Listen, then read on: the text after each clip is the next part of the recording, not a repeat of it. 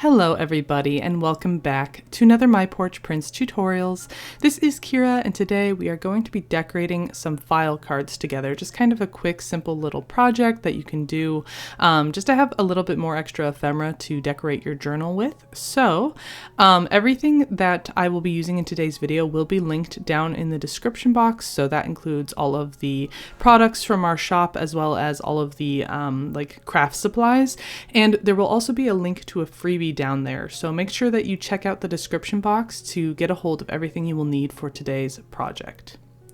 Alright, without much further ado, let's go ahead and jump right in here. So I started by printing off everything I was going to use for today's project. I did print everything on cardstock, so again, you can find links to the kind of paper we use down in the description box below. And I'm going to be using a mixture of the Shabby file cards and the blank and lined file cards. You can choose if you want to use the blank or the lined or a mixture of both. And I'm leaving out these larger ones for today's project because I wanted to keep things kind of small and simple. I also did use the pink Petite Pack again for today's video, so that will also be linked. I printed out some of the papers, although I didn't really end up using most of these. And then I did print out some of the labels on sticker paper just to make things a little bit easier on myself, and I can just peel off the stickers and stick them down without worrying about glue too much. And then I did print off some of the ephemera from the Petite Pack as well and printed again everything on cardstock. And I'm going to be using this 3-ring binder for today's video. However, if you just have loose binder rings, that's fine too. This one's kind of nice because the spine on it holds things solid. So I will also have this linked in our Amazon shop down below if you want to get a hold of this 3-ring binder. So we're going to start with the file folders first, just that and nothing else. And you can use these individually on their own if you want. You could print something on the back, either blanks or lined paper or any kind of paper you want. I'm going to actually be gluing my blank files to my decorative files to create pockets. So you can choose how you want to do it, but if you're going to follow along with me, that's what we're doing today. So just make sure that you find the matching cards and kind of line them up together. You can see I've gone ahead and laid everything out here to make that easy on me. And I'm going to lay down some instructions here to help me remember what I'm doing. So essentially for the largest cards, we're going to be gluing them so that the top is open. For the smallest ones, we're going to be gluing them so that the far right side is open. And then with the kind of medium-sized file cards, I decided to just glue those shut. If you want to turn those into pockets, you can. It's kind of up to you. But this is going to help hold our ephemera a little bit later on. So you can see me just gluing things shut right here.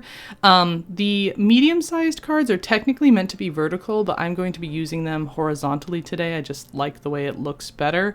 But again, you can do whatever you want. This isn't, you know, strict rules or anything. And one of the reasons I'm doing it this way is because of where I'm going to put my holes. So the 3-ring binder is going to go on the left side. So that kind of just determined where I was gluing things, or especially the smaller cards. And then of course you can just follow the instructions that I gave you for all of the other cards as well.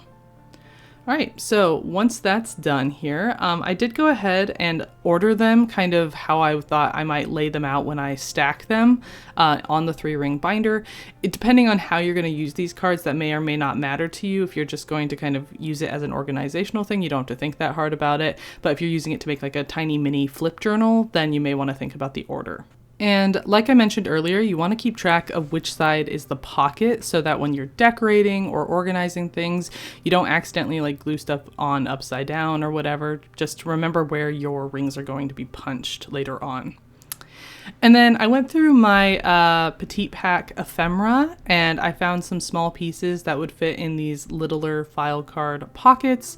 I didn't print on the back of these little ephemera pieces here, so I am going to have to glue them down to some paper and like cut around them. However, if you're watching this before you've printed things out, you could just take one of the papers from any of the Petite Packs that you like and print that on the back of the ephemera pieces, just running it through the printer again, and that will save you some of that extra work.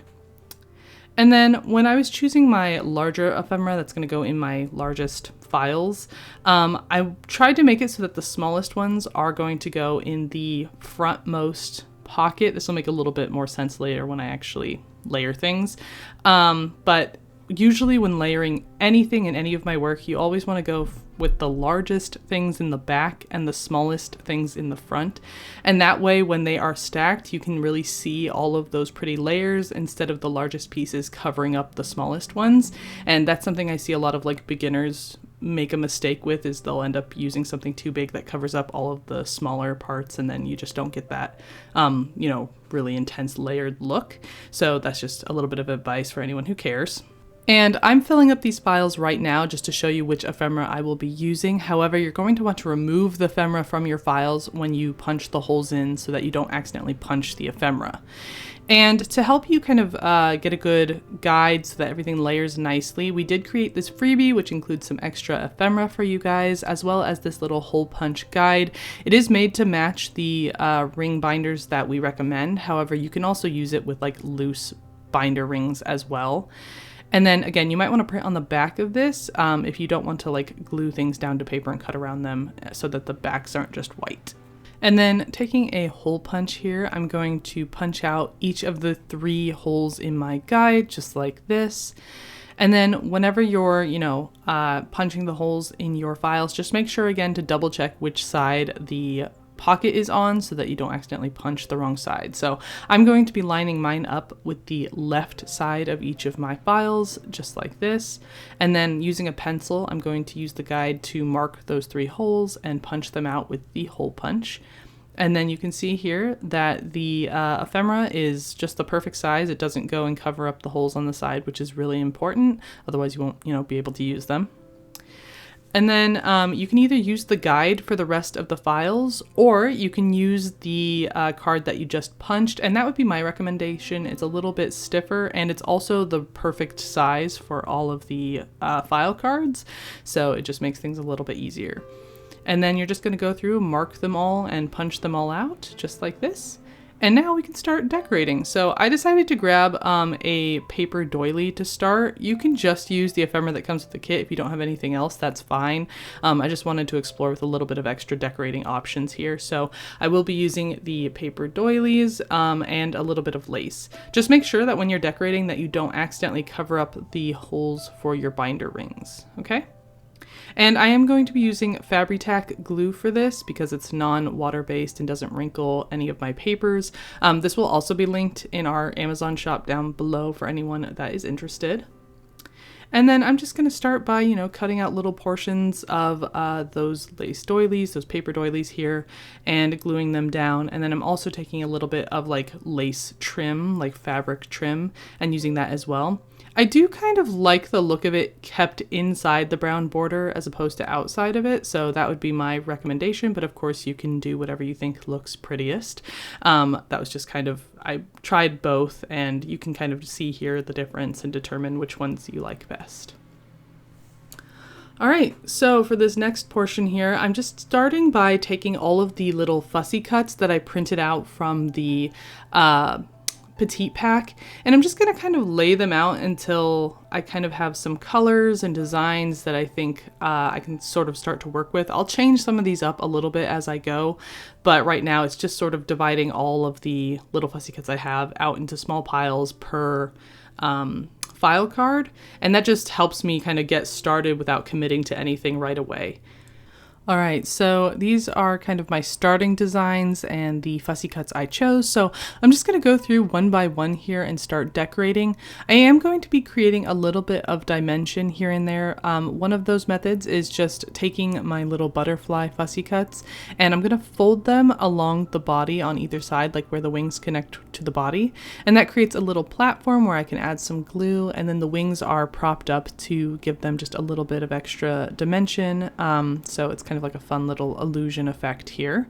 And I am going to be using a little bit of distress ink in the color Vintage Photo, or I think occasionally I switched to ground espresso, just to give things a little bit more pop here and there, or maybe like cover up the back of some of these butterfly wings that are sticking out over the edge. And then I'm also going to be using double-sided puff tape, which you can get this in the craft section, but it's actually cheaper if you get it from the hardware section, so that's our recommendation.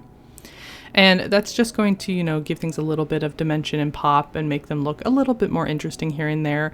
You don't have to go overboard with these. A little bit of decoration goes a long way. So I'm going to be keeping things pretty simple and just kind of decorate slowly throughout the rest of this video. Let me know down below if you guys like this style better, where I kind of like cut things up slowly and just show you each thing that I'm decorating one by one, or do you guys prefer when we have like the really long fast uncut versions that we just kind of speed up for you guys? I don't know which one's more helpful, so let me know down below.